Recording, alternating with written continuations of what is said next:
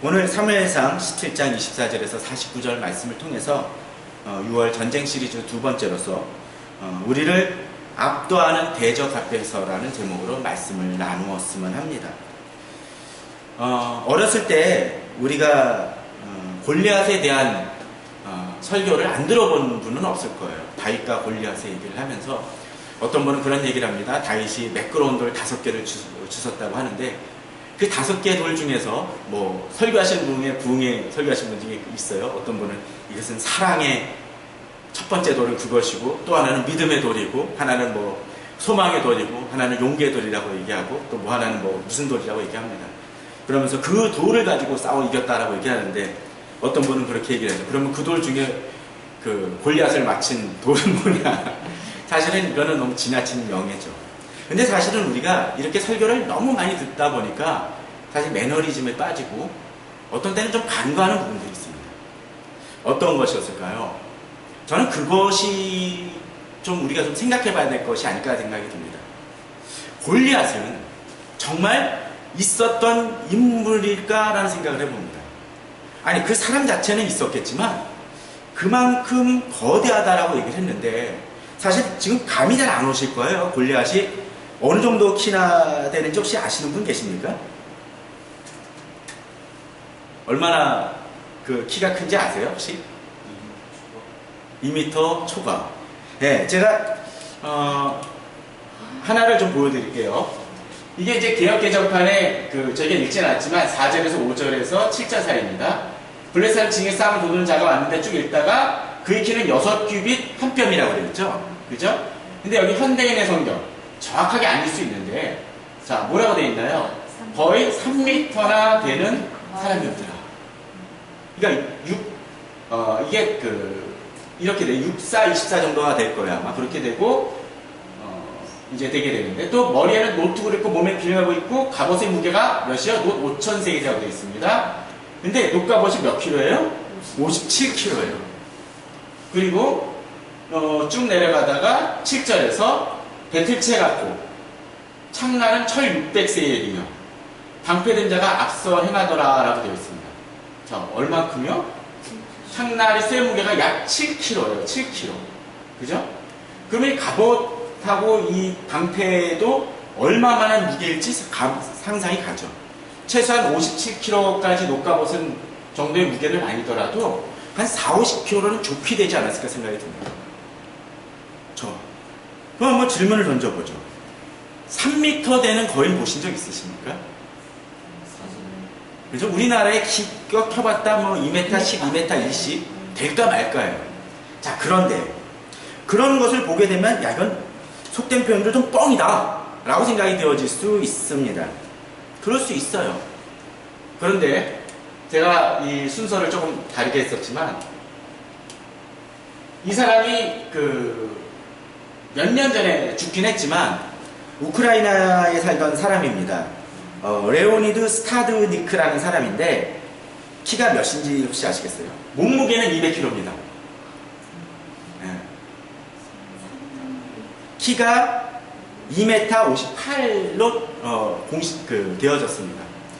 이 사람은 워낙 수줍음이 좀 많아서 기네스북에서 나중에 이제 공인을 하기 위해서 했다가 이 사람이 거부를 해가지고 세 번째 키 큰 사람인가 해가지고 중국 사람이 2m 30 몇이었는데 그 사람을 생존하는 최고의 키로 했던 경우가 있습니다.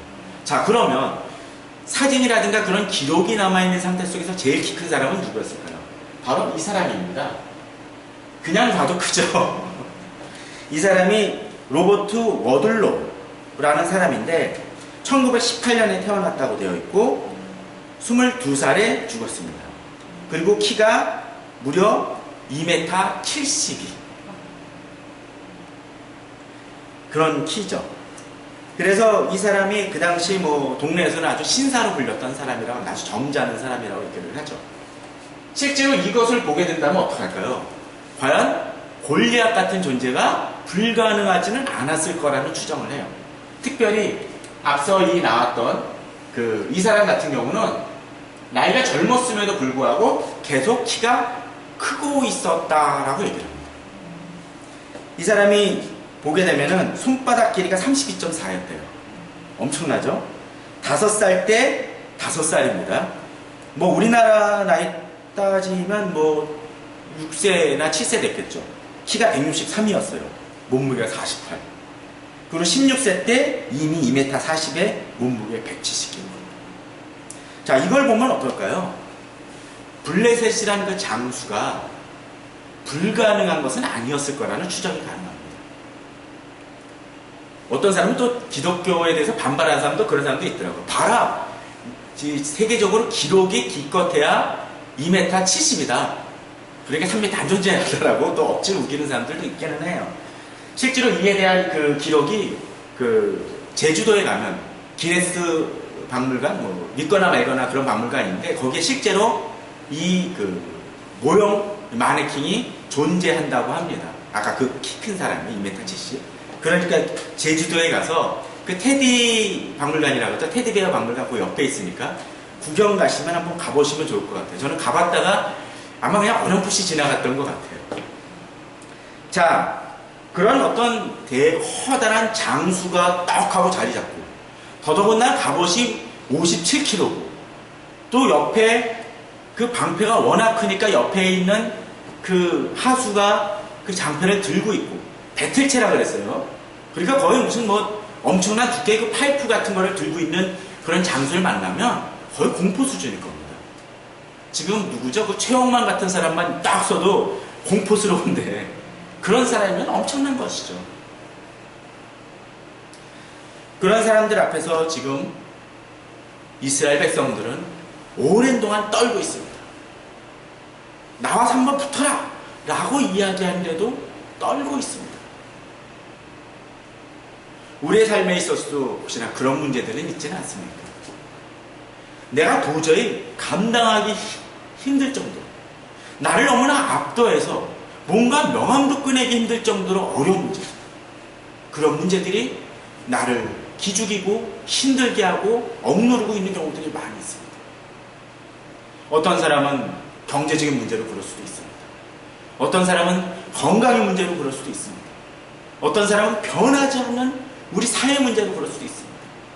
또 어떤 사람은 내 앞날에 도저히 소망이 없어 보이고 희망이 없어 보이기 때문에 절망하는 사람들이 있습니다.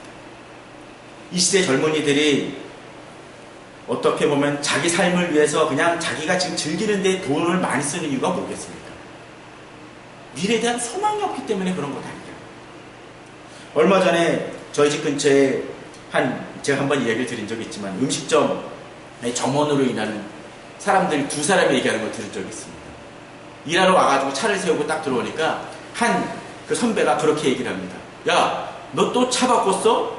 너무 자주 바꾸는 거 아니야? 근데 그 차가 뭐냐면 외제차였던 거예요. 그 외제차를 또 바꾼 거예요. 누가? 음식점 그 점원하는 사람이. 그래서 얼마 번다고. 근데 그렇게 쓰는 이유가 뭐겠습니까? 자기에게 더 이상 희망이 앞날이 없다라고 생각하기 때문에 지금 즐기자라는 생각일지도 모릅니다. 얼마 전에 우리 집 앞에도 그런 것이 봤습니다. 어느 집 개업을 하는데 세 번째 바뀌는 집이에요. 힘들다라는 거죠. 근데 부동산에서 그 집에 화환을 놓으면서 붙여놓은 팻말이 있었습니다. 리본이. 돈 세다 잠드소서. 얼마나 이 시대에 사는 게 힘들면 그런 것이 붙겠습니까? 근데 저는 그게 꼭 그 장례식장에 세워놓는 것 같더라고요. 잠드소서 하니까. 사실 이 시대는 희망이 없는 시대인 것 같습니다. 이스라엘 백성들이 그러했습니다. 그리드 닥친 현실은 도저히 이길 수 없어서 그저 바위 뒤에 숨어가지고 벌벌벌 떨어야 했습니다. 지금 우리 시대의 문제들이 그런 것 같습니다.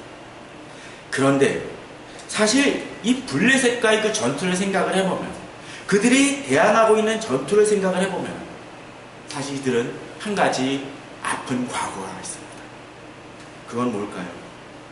그들이 대항하는 이 블레셋은 이 사울, 이 전에 있었던 사사기 있었던 그런 장수들이 아니라, 그런 어떤 사사가 아니라 이미 사울과 그의 아들인 요나단이 이미 이겨봤던, 그것도 대승을 거둬봤던 그 대적들이라는 것입니다. 요나단이 그의 종하고 내려가서 그들을 이겼던 경험이 있습니다. 그런데 지금은 어떻습니까? 그들 앞에서 벌벌 떨고 있습니다. 우리 삶이 그럴 때가 있는 것 같습니다. 싸워 나가지만, 옛날에 이겼지만 다시 실패하고 두렵고 떠는 그런 경우들이 있습니다. 전쟁이란 건 그런 것 같습니다. 한 번 이겼다고 해서 내가 계속 승리하는 것이 아닙니다. 계속적으로 깨어있지 않는다. 특별히 사울과 요나단은 끝까지 가서 그 문제를 해결했어야 되는데 그러지 못했습니다. 사울이 버림받았던 이유가 뭐였었죠? 아낙자손을 제대로 정리하지 못해서였습니다. 그의 사심 때문에 아나방을 살리고 가축들을 살렸기 때문에 그들은 어려운 지경에 처했습니다. 그리고 결국은 그는 왕위까지 잃어버리는 경험을 했습니다. 왜? 쳐야 할 대적을 제대로 정리하지 못했기 때문에 그렇습니다. 우리 삶은 그러한 영적 전쟁을 치르고 있습니다. 그런데 우리는 그럴 수 있습니다. 한 번 실패했기 때문에 우리 두려울 수 있습니다. 내가 하나님 앞에서 불순종했기 때문에 이제는 더 이상 이길 수 없다라는 그 분위기 속에 있는지 모릅니다. 사실 우리나라가 가끔은 그런 공황 상태에 빠지는 경우가 있는 것 같습니다. 사실 이 메르스도 그렇습니다. 어떻게 보면 메르스는 그렇게 치명적인 질병은 아닐 수도 있을지 모릅니다. 근데 왜 그렇습니까? 제대로 대처를 못하고 나서 그게 점점 확산이 되어져 버리니까 이제 감당할 수 없게 된 거예요. 더더군다나 대처가 안 되니까 어느 순간 내가 걸릴지도 모르는 두려움이 나를 압도하니까 더 커져버립니다. 예전에 그 미카엘 렌데라는 그 작가가 징크노프라는 동화를 쓴 적이 있습니다. 그 사람의 그 동화 중에 그 징크노프 시리즈 중에 사막의 거인이라는 책이 하나 있습니다. 거기 보면은 사막에 한 거인이 있습니다. 엄청난 거인이에요. 저 멀리서 뵈니까 엄청나서 도저히 감당을 할 수 없을 것 같아요. 그랬는데 조금씩 다가갔습니다. 다가갔더니 그 거인이 작아지더라는 거예요. 무슨 얘기입니까? 멀리서 보면 큰데 가까이 가서 보면 작아지는 존재. 무슨 얘기요? 실제로는 그렇게 두려워할 존재가 아닌데 두려움을 느꼈다는 것입니다. 우리 삶에는 어쩌면 그런 것들이 있을지 모릅니다. 어쨌든 간에 이스라엘 백성들은 그렇게 두려움에 떨었습니다. 그러할 때 이제 다윗이 그곳에 나아갑니다. 다윗은 처음에 전쟁을 하러 갔나요? 아닙니다. 아버지의 요청에 의해서 이 블레셋과의 전투에 참여한 형들의 안부를 알아보기 위해서 이 다윗을 보냈습니다. 음식을 챙겨가지고 일종의 뭐죠? 문병이 아니고 면회를 갔던 거죠. 군대에 가서 면회를 갔는데 갔다 봤더니 어떻습니까? 다들 버들버들 떨고 있어요. 그러니까 이제 다윗이 너무 답답했습니다. 그래서 어떻게 해요? 자기가 나가서 싸우겠다라고 이야기를 합니다. 아니 왜 이렇게 떨고 있습니까? 살아계신 하나님의 군대를 우리가 왜 정말 저들에게 있어서 두렵게 떨고 있습니까? 라고 이야기를 합니다. 그렇게 나아갈 때 그를 지지해주는 사람은 아무도 없습니다. 혼자입니다. 혼자서 싸우고 있는 모습이 등장을 합니다. 어떤 때 우리는 그런 전투를 치러야 될 때가 있을지 모릅니다. 주변에서 아무도 지지하지 않아요. 자기를 인정해주지 않습니다. 어떤 때는 교회 내에서도 그럴 때가 있습니다. 아니 이 시대 풍조는 이거야 라고 얘기합니다. 제가 중학교 때 고등학교 때 그런 경험을 했던 것 같습니다. 동네교회였어요. 동네교회다 보니까 중학교 고등학교 합쳐봤자 30명 조금 더 넘는 교회였어요. 그런데 그 동네 그 교회에 좀 질이 안 좋은 형님들이 좀 찾아왔습니다. 착하신 선배들이긴 했는데 한 분이 그 사람들을 위로한다는 측면에서 선배가 데려왔다가 오히려 주변을 조금 안 좋은 물을 들였습니다. 안 좋은 물이라고 해서 아주 나쁜 짓을 했다기보다는 그 당시로서는 상당히 금기가 되었던 술, 담배를 하는 친구들이 수두룩 늘어난 거예요. 근데 그 중에 저만 안 했습니다. 그러다 보니까 끝까지 가면서 그런 생각이 들더라고요. 누가 모르는 거지? 대학교 가서도 NT 끝나고 딱 났더니 저희 과가 좀 인원이 많아서 한 80명 됐는데 주변에 좀 나중에 봤더니 교회 다니는 친구들이 꽤 돼요. 그런데 그 친구들 중에서 상당수가 술이나 담배에 빠지는 친구들이 참 많았습니다. 그때 드는 생각도 그거였습니다. 이거 나 혼자 그러는 건가? 직장에 갔습니다. 직장에 가서 한 10년 정도 직장 생활을 했었죠. 거기서도 그렇습니다. 담배는 안 하는 사람들은 많았는데 크리스찬 중에도 술을 하시는 사람들이 꽤 많이 있었습니다. 그러면서 매번 주변의 상사들도 그런 얘기를 합니다.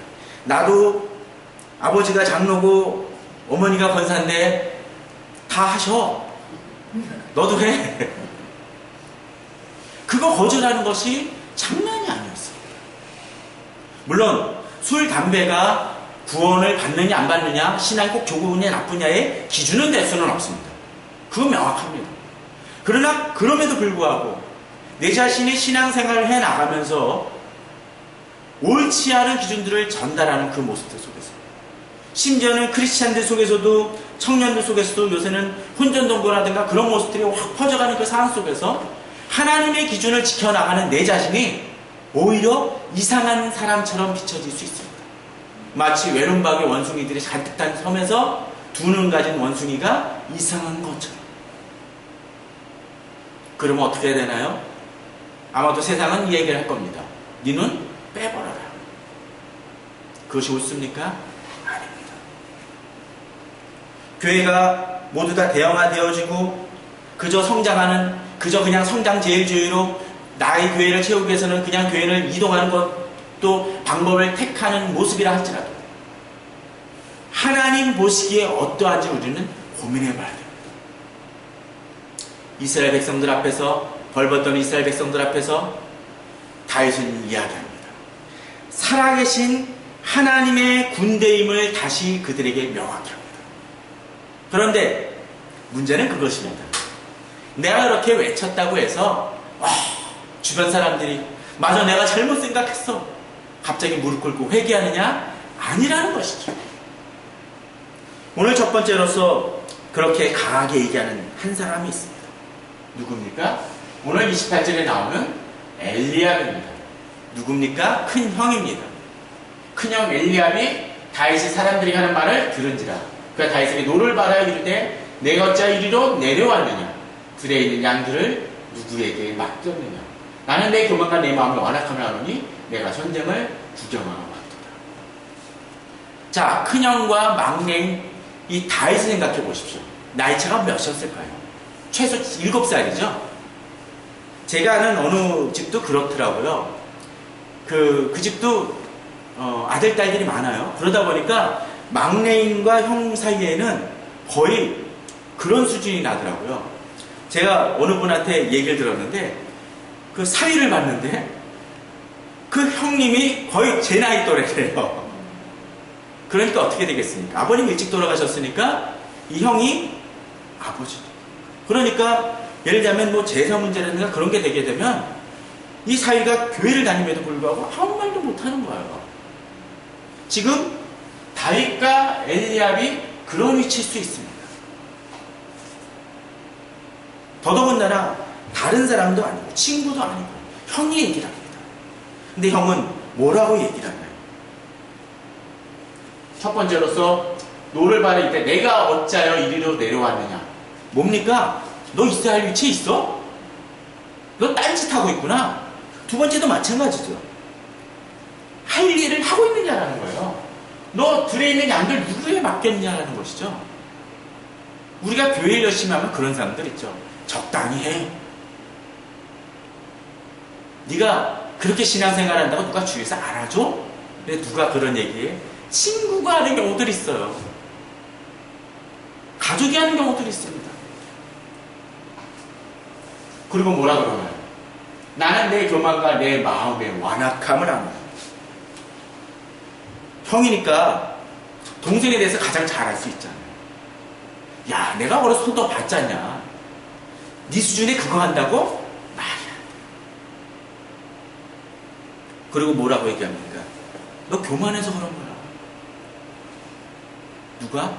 형이. 가장 가까운 형이. 어쩌면 아버지 같은 역할을 하는, 삼촌 같은 역할을 하는 형이 그에게 이야기합니다. 이걸 뭐라고 얘기하나요? 적은 적인데 내부의 적이라고 얘기를 하죠. 어쩌면 우리를 가장 고통스럽게 하는 적 중에 하나는 내부의 적이 있을 수 있습니다. 가까운 사람이 나를 공격하고, 내 친구가, 내 가족이, 어떤 때는 내 부모님이, 내 형제가, 내 배우자가, 나의 절친이라는 사람이, 어떤 때는 심지어 죄송합니다. 대부분의 목사님 그렇지 않겠지만 목사님이 그럴 때도 있습니다. 목사도 그럴 때가 있어요. 어느 분이 너무 헌신한다고 그러면 말리고 싶을 때가 있어요. 저러다 나중에 후회하시는 건 아닌가. 그럴 때 보면 우리는 당황합니다. 우리는 그럴 때 한 가지 기억해야 될 것이 있습니다.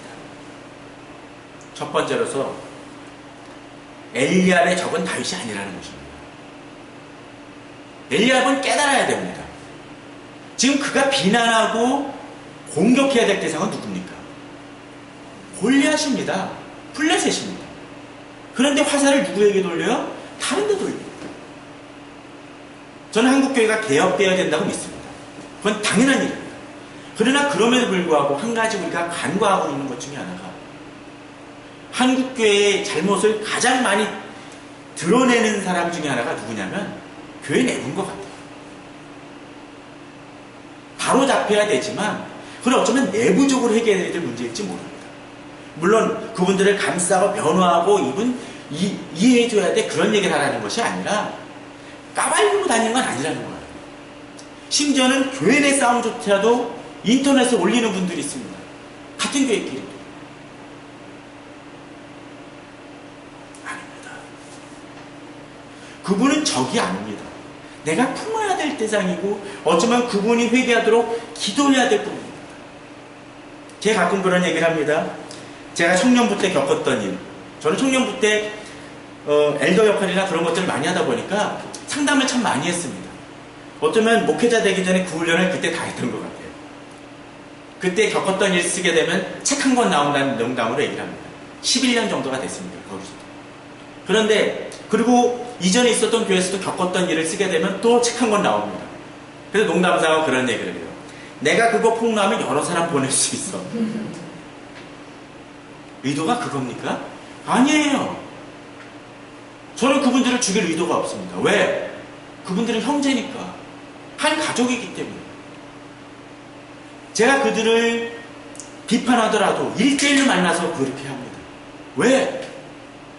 그분은 나의 지체이기 때문에 그렇습니다. 다윗도 마찬가지입니다.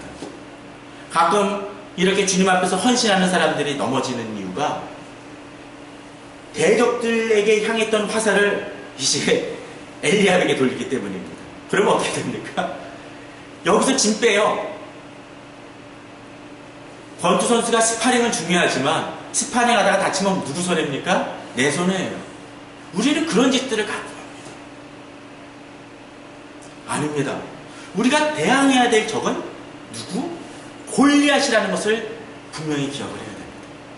엘리압과 골리앗 중에서, 발음들이 어쨌든 비슷하네요. 엘리압과 골리앗 중에서 우리들이 대적해야 될 대상이 누구인지를 명확히 하는 것이 전쟁을 이기는 첫 번째 비결입니다. 두 번째, 우리는 외부의 적이 분명히 생각해야 됩니다. 제가 이 얘기를 하면서 아까 그랬었죠. 아까 그 사람들을 보게 되면은, 아까 그 2m 70 그 사람이 어떻다 그랬었죠. 그 동네에 신사라는 얘기를 했습니다. 과묵하고 친절하다고 했습니다. 근데 과묵하고 친절한 사람들의 특징이 뭘까요? 어떤 모습일까요?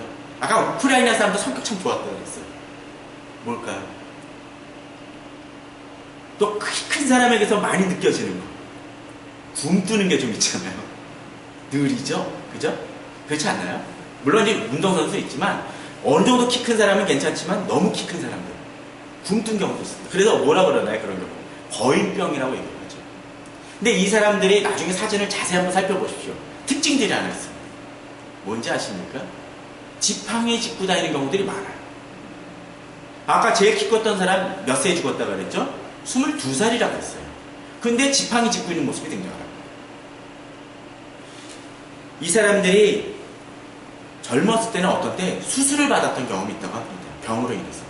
근데 그때 아마 뇌 쪽의 부분을 건드려서 그 흐름을 건드려서 키가 급속하게 성장하게 된 계기가 되었다고 얘기합니다. 그러니까 이게 정상적인 게 아니라 질병이라는 거죠, 질병. 그러다 보니까 단명하게 되고 빨리 죽는 모습. 한번 사진들을 찾아보세요. 키 큰 사람들 보게 되면 중국 사람이라든가 우크라이나 사람, 그 체코의 그 술탄 뭐라 그러던데 그 사람들 보게 되면 뭔가 그런 모습들이 많이 등장을 합니다. 자, 그런 것을 보면서 혹시 뭔가 특징을 찾아볼 수 있지 않을까요? 저는 골리앗에서 이건 어찌까지나 제 개인적인 학설이니까 아닐 수도 있다는 전제를 미리 깔고 얘기합니다. 골리앗이 그렇게 키 큰 이유 중에 하나가 어쩌면 그 거인병 아니었을까라는 생각을 해봅니다. 그럼 어땠을까요? 몸이 굼떴겠죠. 자, 여기서 한 가지 곰곰이 생각해 보십시오. 이 골리앗이 자기 방패를 누구한테 맡깁니까? 옆에 있는 부하한테 맡기죠. 이유가 뭘까요? 어쩌면 상상입니다. 그런 성경에서 그 오버되는 것은 좀 조심을 하려고 합니다. 그래서 이건 개인적인 견해일 수 있다는 학설일 수 있다는 얘기만 합니다. 거인병으로 인해서 몸이 빠릿빠릿하지 못하니까 어쩜 뭐예요? 자기가 제대로 간수하기 힘드니까 맡겨놓은 건 아닐까라는 생각을 해봅니다. 더더군다나 배틀체에 들고 있었던 거로 봐서는 혹시 지팡이 역할을 한 건 아닌가라는 생각도 해보고요. 자, 그럼 뭡니까? 누가 나가서 싸워도 이길 수 있는 대상은 아니었을까라는 생각을 해봅니다. 제가 이런 얘기를 하는 이유 중에 하나는 다윗이 했던 것을 폄하하는 게 아니라 어쩌면 우리가 지금 직면한 너무나 압도당해서 도저히 감당할 수 없을 것 같은 지금 대적의 실체가 그런 허상의 적일 수도 있을 수 있다는 거죠. 실제로 가면 아까 징크노프 얘기처럼 다가가면 작아지는 거인의 모습처럼 우리가 두려워하기 때문에 떨기 때문에 나가서 싸울 용기조차 발휘하지 못하고 있는데 어쩌면 실제로 나가서 싸우면 아무것도 아닌 경우들이 있을 수 있다는 것입니다.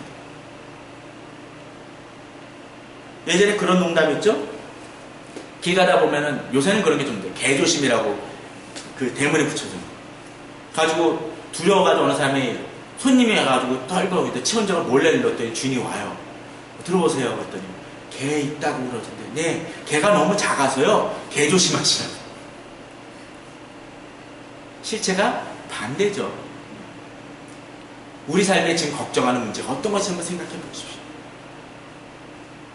저도 대학교 한 3, 4학년 때 집안이 거의 망하다시피 했습니다. 빚이 많아졌었어요.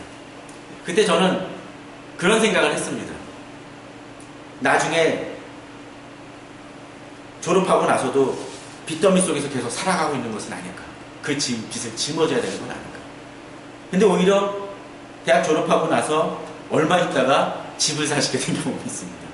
그것도 우리 의도하고 상관없이 꽤 큰 집을, 물론 그걸 나중에 다시 정리하고 또 지금은 돈 없는 목회자의 모습으로 돌아섰지만 우리 삶에 반전이라는 게 있는 것 같아요. 내가 생각하기엔 풀 수 없는 문제지만 하나님 보시기엔 풀 수 있는 문제일 수 있습니다. 서로 이 골리앗이 실제로 압도당할 만한 엄청난 거인이라 할지라도 다윗에게는 아무 문제 없었습니다. 왜? 그는 하나님의 군대였기 때문에 그렇습니다. 어떤 군대? 살아계신 하나님의 군대이기에 그 하나님의 군대 앞에서 지금 대적들은 아무것도 아닙니다. 마치 불도저 앞에서 삽질하는 사람을 보면서 이 불도저가 그 사람을 그 적응이라 생각하겠습니까? 잔인한 얘기지만 그냥 빌어버리면 되는 건데 겉으로 보기에는 골리앗이 크고 놀랍지만 골리앗보다 더 크고 그들마저도 주관하시는 누구? 하나님을 믿기. 사실 블레셋의 군대 그들은 거인병에 걸렸거나 안 걸렸거나 아무것도 아니라 그러기에 다윗은 담대할 수 있습니다. 이 시대 그리스도인이 다시 회복되기 위해서는 바로 그것이 필요합니다. 지금 내 앞에 놓인 문제들이 하나님 보시기에 아무것도 아니라는 것이죠. 그런데 엘리압이라든가 이스라엘 군대들이 실패하는 이유는 무엇입니까? 자기 모습만 바라보기 때문에 그렇습니다. 자기가 보기에는 아무 힘도 없습니다. 능력이 없습니다. 그러나 나를 주관하시고 내가 소속되어 있는 하나님의 군대이기에 그들을 이길 수 있다는 사실을 잊어버리기 때문에 그렇습니다. 이 시대 교회 문제가 바로 그렇습니다. 이 시대 성도들의 문제가 그렇습니다. 내 힘으로만 뭔가를 하려고 해요. 그러니까 답이 안 나옵니다.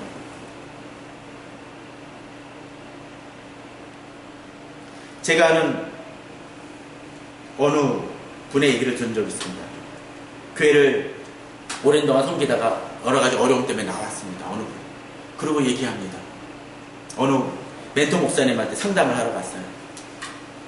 목사님, 저 교회를 개척하려고 하는데 성도들 좀 데리고 나와서 그 기존에 있던 성도들 데리고 나와서 교회를 개척하려고 합니다. 허락 받았냐? 아닌데요. 이 시대는 교회 분립이 하나님의 뜻이라고 믿고 또 성도들도 그런 걸 원한다고 합니다. 야, 네 맘대로 깨면서 그 하나님의 뜻이라고 얘기를 하느냐. 그러면서 나중에 그런 속내를 얘기합니다. 제가 시기적으로 너무나 어려운 고통의 시간을 보냈는데 이번이 마지막 기회인 것 같습니다. 그 목사가 놓치고 있는 게 뭡니까?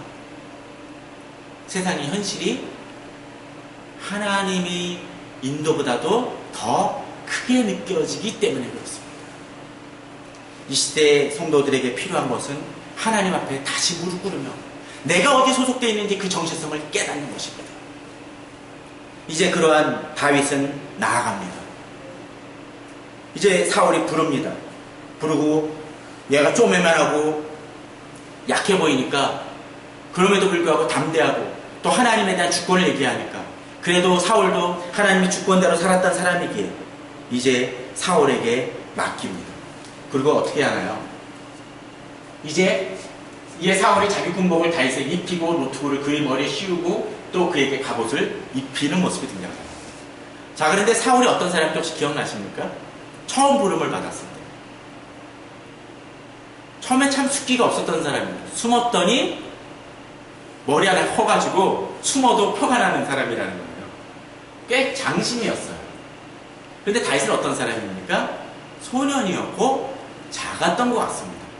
아직 좀 더 컸어야 돼. 나중에 컸는지는 잘 모르지만. 그런데 사울의 군복을 입히면 어떻게 되겠습니까? 완전히 애한테 큰 어른 옷을 입힌 것과 같게 되죠. 그리고 어떡한가요? 익숙하지 못함으로 시험적으로 걸어보다가 사울이가 익숙하지 못하니 이것을 입고 가지 못하겠나이다 하고 곧 벗어버리는 장면입니다. 본문에 반복되는 단어가 있죠? 익숙하지 못함으로 익숙하지 못하니 라고 되어 있습니다.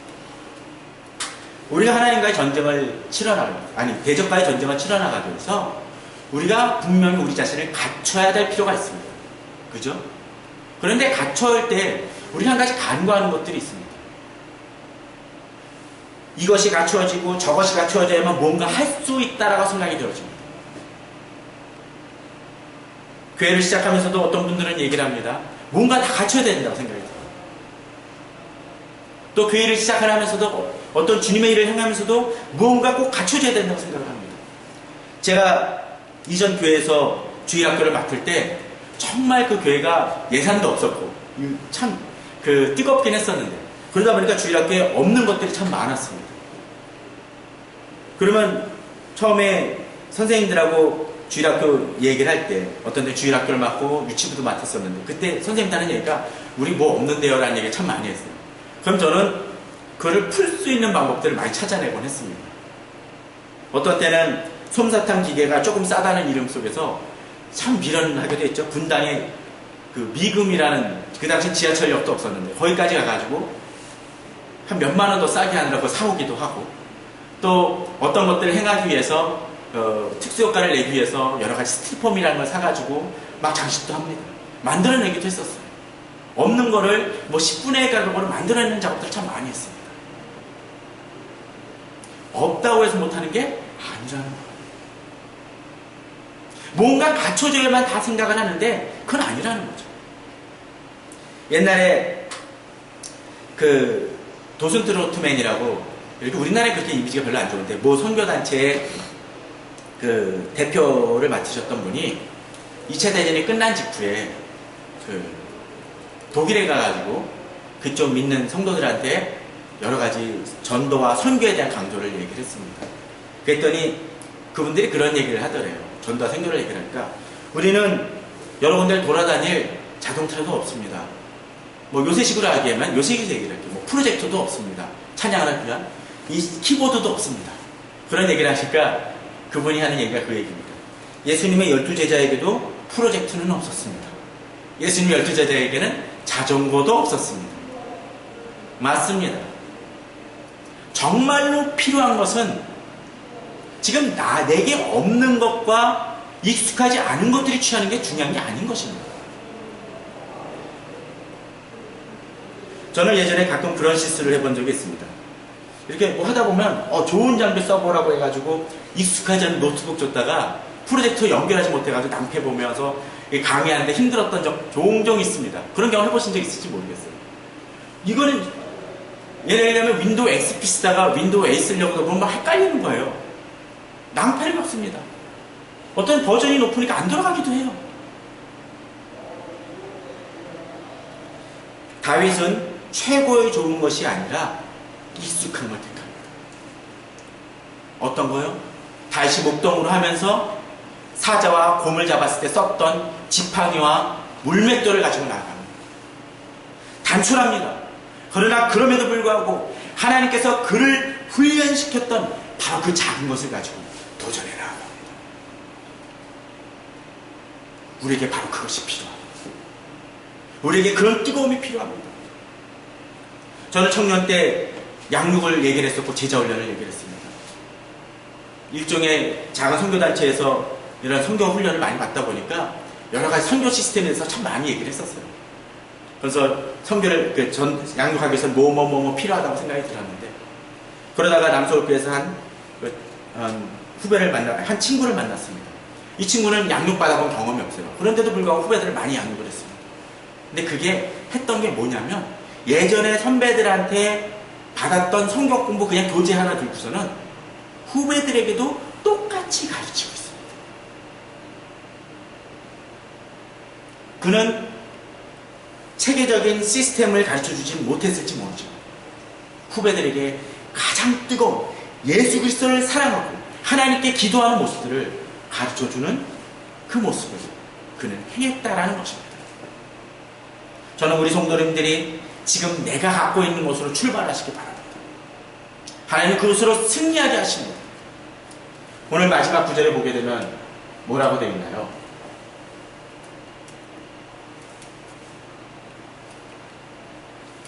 이 잘 안 넘어갑니다. 네. 자, 다윗이 블레셋 사람에게 이르되 너는 칼과 단창으로 내게 나아오거니와 나는 만군의 여호와 이름 곧 내가 모욕하는 이스라엘 군대의 하나님의 이름으로 내게 나아가라. 골리앗은 뭐로 나간다고요? 칼과 창으로 나갑니다. 그런데 다윗은 뭐합니까? 여호와의 이름으로 나아간다. 그리고 여호와의 구원하심이 칼과 창에 있지 않냐므로 이 무리에게 알게 하리라. 전쟁은 여호와께 석한 것이니 그가 너희를 우리 손에 넘기리라 되었습니다. 지금 우리를 압도하는 것이 무엇입니까? 칼과 창일 수 있습니다. 세상도 그걸 얘기할지 모릅니다. 네가 칼과 창을 가지하면 이길 수 있다고 얘기할지 모릅니다. 네가 어떻게든 불법이든 무엇이든 돈을 구하고 다른 사람을 속여서라도 무언가를 하라고 얘기할지 모릅니다. 그러나 하나님은 말씀하십니다. 뭐라고요? 여호와의 구원하심이 칼과 창에 있지 돈과 권력에 있지 아니하고 전쟁은 여호와께 속한 것이다. 저는 우리 성도님들이 그러한 믿음으로 나아가시길 바랍니다. 내 앞에 있는 그 골리앗을, 그 실체를 바라보십니다.